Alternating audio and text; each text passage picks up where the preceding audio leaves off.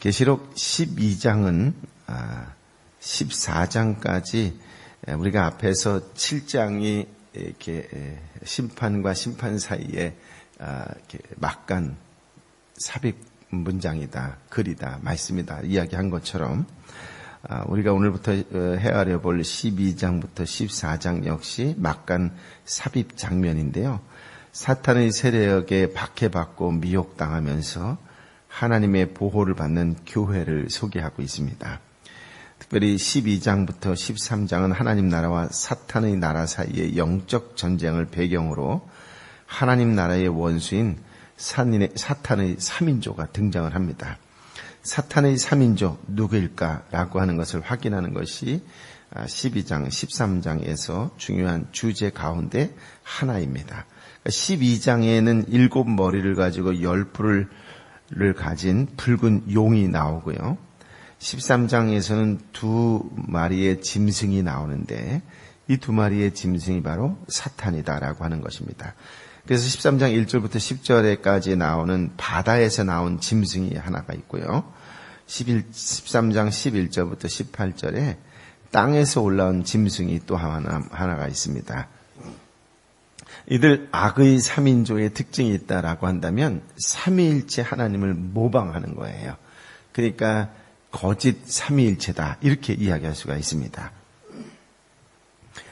용은 성부 하나님을, 바다에서 나온 짐승은 성자 예수님을, 땅에서 나온 짐승은 성령 하나님을 모방하는 가짜들이다 이렇게 기억하시면 되겠습니다. 그래서 우리가 오늘 읽을 또 우리가 함께 묵상하는 계시록 12장에는 한 여자와 용 사이의 천상 전투와 그 전투에서 승리한 의미를 기록하고 있는데요. 1절부터 6절까지는 용과 여자의 전투, 7절부터 12절까지는 용과 미가엘의 전투, 13절부터 17절까지는 용과 여자의 전투, 이렇게 세 단락으로 나뉠 수가 있습니다. 그럼 이제 1절부터 6절까지의 말씀을 함께 읽어볼까요? 시작. 하늘에 큰 표징이 나타났습니다. 한 여자가 태양을 입고 있고 2발 아래에 달이 있고 머리에는 12별의 면류관을 쓰고 있었습니다. 여자가 아이를 임신하고 해산할 때가 돼 진통과 괴로움으로 울부짖었습니다. 그때 또 다른 표징이 하늘에 나타났습니다. 7머리와 10뿔을 가진 큰 붉은 용이 나타났는데 그 머리에는 7 면류관을 쓰고 있습니다. 용은 꼬리로 하늘에서 별들의 3분의 1을 끌어다가 땅으로 내던졌습니다. 용은 막 해산하려고 하는 여자 앞에 섰는데 이것은 그녀가 아이를 낳을 때 삼키기 위한 것이었습니다. 여자가 아이를 낳았는데 그 산의 아이는 장차 쇠지팡이로 만국을 다스릴 뿐입니다. 그때 그녀의 아이는 하나님 보좌 앞으로 들려 올라갔습니다. 여자는 광야로 도망쳤습니다. 거기서 그녀는 하나님께로부터 예비된 장소를 얻었습니다. 이는 거기서 사람들이 그녀를 1260일 동안 돌보기 위한 것이었습니다. 첫 번째 1절에 보면 큰 표징이 있었다 이렇게 얘기하죠. 영어에 보면 사인이 있었다, 표적이 있었다, 또는 우리가 흔한 말로 이적이 있었다 이런 말이에요. 어떤 사인이 나타났어요. 어떤 사인이었냐면 태양을 입고 해를 입고 달을 밟고 12달의 면류관을 머리에 쓴 한 여자가 등장합니다. 1절부터 6장에는 3명의 등장인물이 있다는 것도 주의 깊게 볼 필요가 있는데요. 어쨌든 해와 달과 별은 창조의 영광을 반영한다라고 이야기하고요. 12이라고 하는 숫자와 함께하면 이스라엘 민족과 관련된다라고 이야기를 합니다. 또 면류관은 구속받은 자의 영광을 표시하지요. 2절에 보면 임신한 여자가 나오잖아요. 근데 해산의 진통과 괴로움으로 울부짖고 있습니다. 이 창조와 구속의 영광을 함께 갖추고 이스라엘 민족과 관련된 이 여자는 메시아를 낳은 구약의 언약 공동체다라고 이야기하고요. 신약의 교회다 이렇게 이야기합니다. 그러니까 여자는 구약의 언약 공동체, 신약의 교회를 상징한다 이렇게 아시면 되겠습니다. 또 3절에 보니까 하늘에 다른 표징이 또 나타나는데 면류관을 쓴 머리에 7에 뿔이 10개인 큰 붉은 용 한 마리가 등장하잖아요. 그러니까 마치 여자의 모습과 비슷하게 나타나고 있다라고 볼 수도 있는데 하나님의 영광과 능력을 모방하는 모습으로 나타납니다. 용은 꼬리로 하늘의 별 3분의 1을 땅에 내던질 정도로 아주 능력이 있죠. 그리고 태어날 아이를 삼킬 기회를 노려보고 있었습니다. 즉 용은 여인의 후손인 즉 메시아를 대적하는 사탄을 상징한다 이렇게 보시면 되겠습니다. 아이는 나중에 하나님 앞과 그 보좌 앞으로 승천하신 그리스도를 상징합니다. 그러니까 여자는 구약의 언약 공동체 또는 신약의 교회를 상징하고 아이는 메시아 그리스도를 상징한다라고 이야기할 수 있고요. 그래서 19장 15절에 나오는 말씀에서도 확인할 수 있는 것이 장차 철장으로 우리 5절에는 쇠 지팡이로 이렇게 나왔잖아요. 그것으로 만국을 다스릴 남자아이가 태어났습니다라고 표현합니다. 이런 상징들은 언약적 구속사를 요약해 준다라고 이야기를 할 수 있는데요. 창세기 3장 15절에 보면 하나님은 아담이 타락하자 여자의 후손을 약속하셨지요. 그래서 구속의 완성까지 여자의 후손과 사탄은 적대 관계일 것이라고 하는 말씀이었습니다. 하나님은 아브라함의 후손으로 한 민족을 형성하셨는데 구약의 언약 공동체인 이스라엘 12지파이지요. 그래서 그리스도는 그 공동체를 통해 이 땅에 오셨다라고 하는 것입니다. 사탄은 마태복음 2장 16절에 보면 헤롯의 유아 학살 정책을 통해 태어날 때부터 그리스도를 죽이려고 했던 것을 확인해 볼 수 있지요. 예수님에 대한 시기심에 사로잡힌 유대 지도자들이라든가 진리보다 진리를 더 챙기려고 했던 빌라로라든가 무지한 유대 군중을 통해 마침내 그리스도를 십자가에 못 박아 죽게 했습니다. 그러나 예수 그리스도께서는 죽음을 이기고 부활을 승천하셨으며 지금은 천상 보좌에 앉은 만왕의 왕으로 만국을 다스리시지요. 언약 공동체는 그리스도의 몸이니 한 몸입니다. 또 예수 그리스도께서는 교회의 머리시라고 말씀하시는 걸 통해서 오늘날 교회 공동체라고도 말씀도 할 수 있겠습니다. 그런데 출산 전후 여인의 특징이 다르지요. 아이를 낳기 전의 여자와 아이를 낳은 후의 여인은 특징이 다를 것입니다. 예수 그리스도의 초림 전후 언약 공동체의 특징도 구별된다라고 하는 말씀인데요. 무슨 말이냐면 구약의 언약 공동체는 예수 그리스도의 탄생을 갈망하며 산통을 겪는 여인과 같은 그런 공동체다라고 말씀드릴 수 있고요. 신약의 언약 공동체는 이제 태어난 예수 그리스도와 함께 박해받는 여인과 같다 이렇게 이야기할 수가 있겠습니다. 결국 출산 후 여자는 광야로 도망을 가게 되지요. 그런데 그 광야는 1260일 동안 그녀를 양육하려고 하나님이 예비하신 곳이라고 6절에 말씀하고 있지요. 구약의 언약 공동체가 출범할 때 40년 동안 광야에서 양육을 받은 거에 비하면 출산은 여인의 광야 양육 기간이 겨우 1260일밖에 안 된다라고 하는 표현이죠. 3년 반에 해당되는 1260일은 사도교회가 양육을 받은 기간이라고 이야기합니다. 그러니까 사도교회 시대의 광야는 박해받던 성도가 예루살렘을 떠나 흩어졌던 소아시아 중심의 이방 세계라고 이야기를 하고요. 그 후에 사도교회의 터 위에 이런 사도시대에 있었던 초대교회의 터 위에 성장한 오늘날 우리가 함께하고 있는 교회가 소위 보편교회라고 하는데요. 우리 역시 광야 같은 세상에서 양육을 받고 있다 이렇게 이야기할 수가 있을 것입니다. 그래서 신약 공동체는 기본적으로 사도시대의 교회, 사도교회와 보편교회, 지금 우리가 다니고 있는 교회 이렇게 나눌 수가 있습니다. 그러니까 함께 있다는 거죠. 신약 공동체 안에. 그래서 이것을 비유할 때 가까운 산 사도교회, 먼 산 보편교회가 중첩된 것처럼 3년 반과 광야의 의미도 사도교회와 보편교회에 이중적으로 드러난다. 이렇게 표현을 합니다. 7절부터 9절 말씀을 읽어볼까요? 시작. 그때 하늘에는 전쟁이 일어났습니다. 미가엘과 그의 천사들이 용과 대적해 싸우고 용도 이에 맞서 자기의 사자들과 함께 싸웠으나 용이 이기지 못했으므로 그들은 하늘에서 더 이상 있을 곳을 찾지 못했습니다. 큰 용, 옛뱀, 곧 마귀와 사탄이라고도 하는 이 온 세상을 현혹시키는 이가 쫓겨났습니다. 그의 사자들도 그와 함께 쫓겨났습니다. 그러니까 여인이 양육받는 동안, 그러니까 광야에서 양육받는 동안에 천상에서 영들의 전쟁이 있었습니다. 소위 미가엘 군대와 용 군대가 싸운 것이에요. 그런데 용 군대가 하늘에 있을 것을 차지하지 못했다라고 하고 표현하죠. 즉 전쟁에서 패한 것이지요. 그러니까 전쟁에서 패한 큰 용과 그의 사자들이 하늘에서 쫓겨난 것이에요.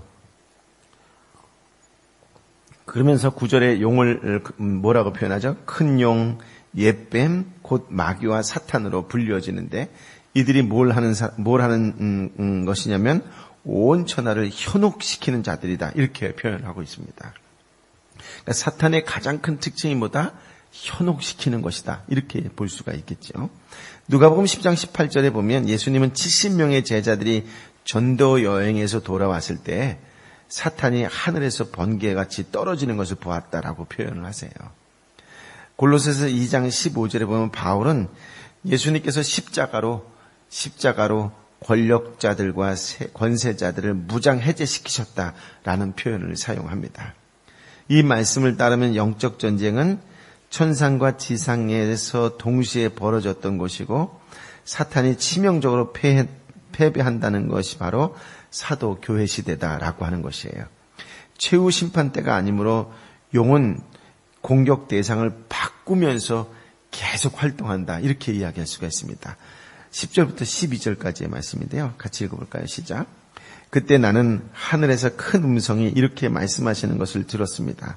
이제 구원과 능력과 우리 하나님의 나라와 그의 그리스도의 권세가 확립됐으니 이는 우리 형제들을 고소하더니 곧 우리 하나님 앞에서 밤낮으로 그들을 고소하더니가 쫓겨났기 때문이다. 그들은 어린 양의 피와 그들이 증거하는 말씀으로 인해 그를 이겼고 죽기까지 자기 목숨을 아끼지 않았습니다. 그러므로 하늘과 그 안에 거하는 사람들아 즐거워하라. 그러나 땅과 바다에 재앙이 있을 것이니 이는 마귀가 자기의 때가 얼마 남지 않은 줄 알고 분을 품고 너에게 내려갔기 때문이다. 천상 전투 승리 후에 요한은 하늘에서 나는 큰 음성을 듣지요. 그러니까 그 천상 승리의 의미가 무엇이냐라고 하는 것을 확인해 볼 필요가 있습니다. 그러니까 전투 승리의 의미를 선포하는 음성을 요한이 들었다라고 했을 때에 첫 번째 그 의미는 무엇이냐면 하나님과 관련된 의미예요. 우리가 10절에서 읽은 것처럼 이제 구원과 능력과 우리 하나님의 나라와 그의 그리스도의 권세가 확립됐다라고 하는 것을 통해서 하나님은 구원을 결정적으로 성취하셨다라고 하는 말씀이죠. 그러니까 아담에게 구속자를 약속하신 후 점진적으로 계시하셨던 구속 약속을 성취하기 시작하셨다라고 하는 것이고 하나님의 구원의 능력이 절정으로 나타나는 현장이 바로 십자가다. 이렇게 이야기하는 거지요. 그러니까 모형과 그림자의 형태로 예언되었던 하나님 나라도 이제 원형과 실체의 모습으로 드러난다라고 하는 것입니다. 사탄의 회방에도 불구하고 하나님의 뜻을 다 이루시며 사망 권세를 부수신 그리스도의 권세가 확연하게 드러났다라고 하는 것입니다. 두 번째는 사탄과 관련된 의미인데요. 전투 승리의 의미에 대해서 살펴보실 때 두 번째는 사탄과 관련된 의미인데 10절의 후반절에 보면 우리 형제들을 고소하더니 곧 우리 하나님 앞에서 밤낮으로 그들을 고소하더니가 쫓겨났습니다라고 이야기하죠. 예수님의 구속 사역 성취 이전에는 천사장 미가엘조차 사탄을 함부로 대항할 수가 없었어요. 사탄은 성도의 기간에 대한 하나님의 응답을 전달하는 천사의 임무 수행을 맡기도 했지요. 그러나 십자가로 사탄의 머리가 부서지자 모든 것이 달라졌습니다. 구속받은 자의 죄가 영원히 사해졌으므로 사탄은 결코 정죄할 수가 없지요. 그러므로 예수 그리스도 안에서 완전한 속죄는 소망이 아닌 현실이 되었습니다. 하늘 법정에서 사탄의 고소, 사탄의 참소는 효력이 없는 것이지요. 사탄의 또 하나의 특징이 있다면 앞에 현혹시키는 자라고 한다면 고소하는 자, 참소하는 자, 혹은 수군거리는 자다 이렇게 이야기할 수가 있습니다. 사탄의 강력한 무기인 사망도 위협이 되지 못하지요. 게다가 성령께서 내주하시면서 성도들을 도우시기 때문에 사탄이 회방할 틈을 얻을 수가 없다 이렇게 이야기할 수가 있습니다. 세 번째 의미는 언약 공동체와 관련된 의미인데요. 11절에 우리가 읽은 것처럼 그들은 어린 양의 피와 그들이 증거하는 말씀으로 인해 그를 이겼습니다. 머리이신 그리스도의 승리는 그분의 몸인 교회의 승리이기도 하지요. 교회는 어린 양을 증언하는 말씀으로 천하를 현혹하는 사탄을 이깁니다. 어린 양의 피가 승리의 원동력이지요. 그러니 모든 영광은 어린 양께 돌아가야 될 것입니다. 교회는 전투를 구경꾼으로 부르지를 않았다고 하는 것을 우리가 꼭 기억해야 돼요. 어린 양을 따라 전투하는 공동체로 부름받았다라고 하는 것입니다. 그래서 사도들은 11절 끝말미에 뭐라고 이야기해요? 어린 양을 시인하고 증언하려고 목숨을 걸고 싸우는데 죽기까지 자기 목숨을 아끼지 않았다. 이렇게 표현하는 것입니다. 교회는 승리가 불확실한 싸움에 말려든 공동체가 아니라는 것을 꼭 기억하시고요. 이미 승리한 싸움에 참여해서 잔당을 소통하는 공동체다라고 하는 것이에요. 이미 승리한 공동체라는 것을 꼭 기억하셔야 됩니다. 때에 따라 육신의 생명을 잃을지라도 예수 그리스도와 함께 승리의 영광을 누리는 공동체다라고 하는 것입니다. 그러므로 어떻게 살아야 할까요? 라고 했을 때 12절에 뭐라고 그래요? 하늘과 그 안에 거하는 사람들아 즐거워하라 라고 이렇게 해요. 즐거워하라. 이미 승리한 교회 공동체는 어떻게 살아야 된다? 즐거워해야 한다라고 하는 것이에요.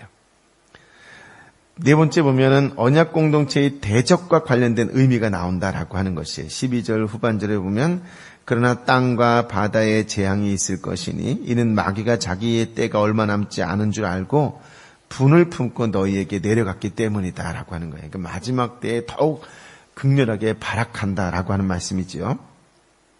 이 땅에서 어린 양의 공로를 덧입은 성도는 이미 하늘에 속한 자라고 하는 것. 우리가 이미 하나님 나라에 속한 하나님 나라의 백성이다라고 하는 말씀이에요. 그에게 보장된 승리를 미리 맛보며 천상의 성도와 함께 즐거워할 수 있어야 되는 것이 바로 이 땅을 살아가는 그리스도인의 모습이 되어야 된다라고 하는 말씀입니다. 그러나 땅과 바다에 속한 자들은 마귀의 진노를 더 크게 맛보며 살아야 합니다. 계시록에서 땅이라고 하는 말은 언약 배반자들의 거주지를 상징하고 있고요. 바다는 불신자들의 거주지를 상징합니다. 그러니까 땅과 바다라고 하는 것은 다 공통점이 하나님을 거절하고 거부하는 것이죠. 그러니까 언약 배반자와 불신자가 바로 마귀의 화풀이 대상이 될 것이다. 마귀의 화풀이 대상이다. 이렇게 이야기할 수가 있습니다. 에베소서 2장 2절에 보면 마귀는 불순종의 아들들 가운데서 역사하는 영이다. 이렇게 표현을 합니다. 그러니까 마귀를 따라 죄 가운데서 행하며 이 세상 풍속을 쫓는 자들은 결국 마귀의 진노를 맛보며 고통스럽게 살아갈 뿐이다 라고 하는 말씀이지요. 13절 14절 말씀을 읽어볼까요? 시작. 용은 자기가 땅으로 쫓겨난 것을 알고 산에 아이를 낳은 여자를 쫓아갔습니다. 그때 그녀에게 큰 독수리의 두 날개가 주어졌습니다. 그래서 그녀는 광야 곧 그녀의 거처로 날아가 거기서 뱀의 낯을 피해 한 때와 두 때와 반 때 동안 부양을 받았습니다. 땅으로 내쫓긴 용은 패배해서 하늘에서 쫓겨났다 그랬잖아요. 내쫓긴 용은 남자 아이를 낳은 여자도 핍박을 합니다. 머리를 대적하다가 실패하자 그분의 몸인 교회를 공격하는 것입니다. 마귀는 하늘 법정에서 고소할 수 없게 되었어도 포기하지 않고 지상의 언약 공동체를 괴롭히는 것이에요. 사도교회가 가장 먼저 핍박을 받았지만 핍박의 효력은 거의 없었습니다. 여자가 큰 독수리의 두 날개를 받아서 광야의 은신처로 날아갔기 때문이지요. 출애굽 언약 공동체의 경험을 아주 강하게 반영하는 듯한 말씀이지요. 광야는 삶의 터전으로서는 아주 척박한 곳입니다. 언약 공동체가 살아계신 하나님의 능력을 체험하는 곳이기 때문에 그래서 괜찮다라고 이야기할 수가 있습니다. 광야에서 여자는 뱀의 낯을 피해 한때와 두때와 반때 동안 양육을 받는다고 14절에 기록하고 있지요.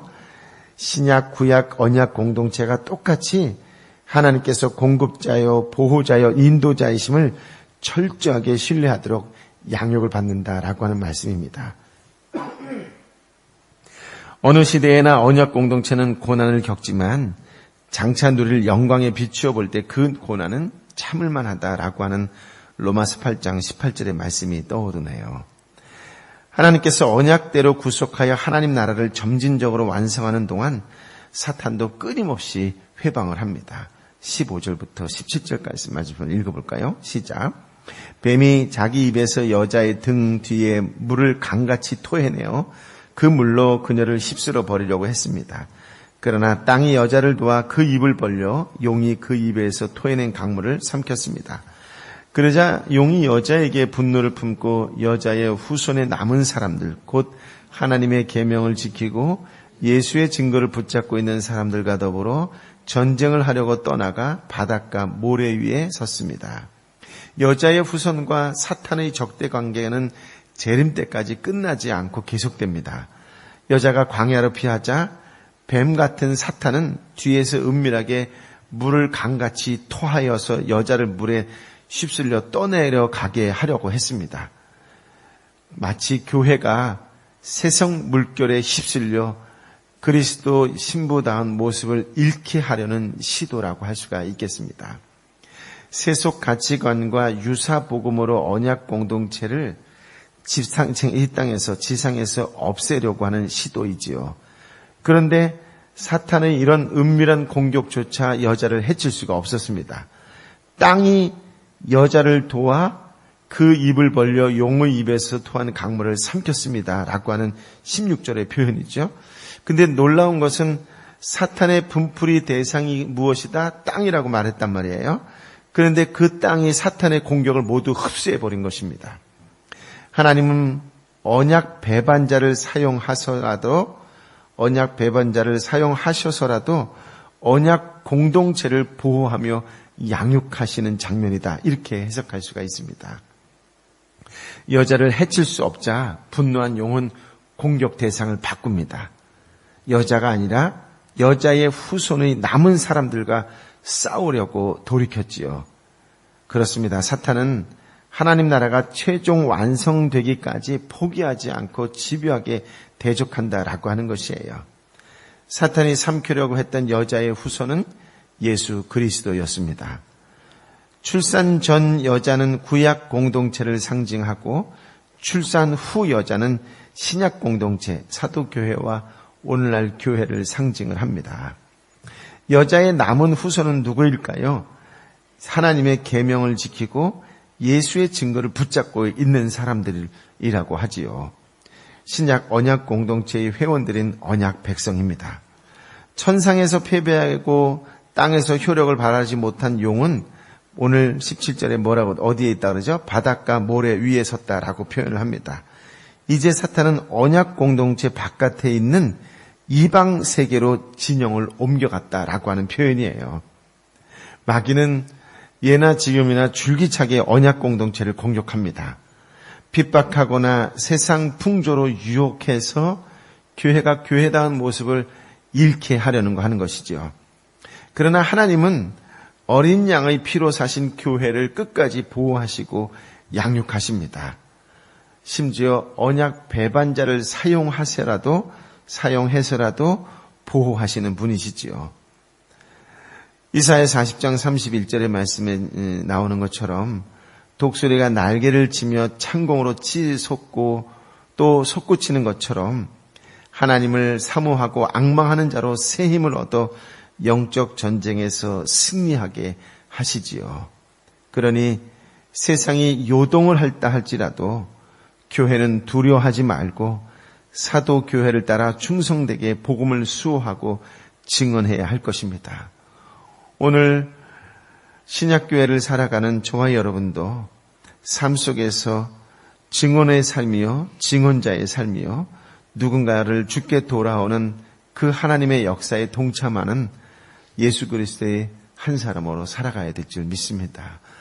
이 땅에 여러분의 그 증언을 기다리고 있는 사람들, 멸망으로 치닫고 있는 사람들, 그 한 사람을 저와 여러분이 구원의 대열에 합류할 수 있도록 쓰임받는 신실한 그리스도의 증언이요, 증언자의 삶을 살아가야 될 줄 믿습니다. 오늘도 그렇게 세상 속에서 축복의 통로로, 은혜의 통로로, 구원의 통로로 살아가시기를 예수님의 이름으로 축복합니다.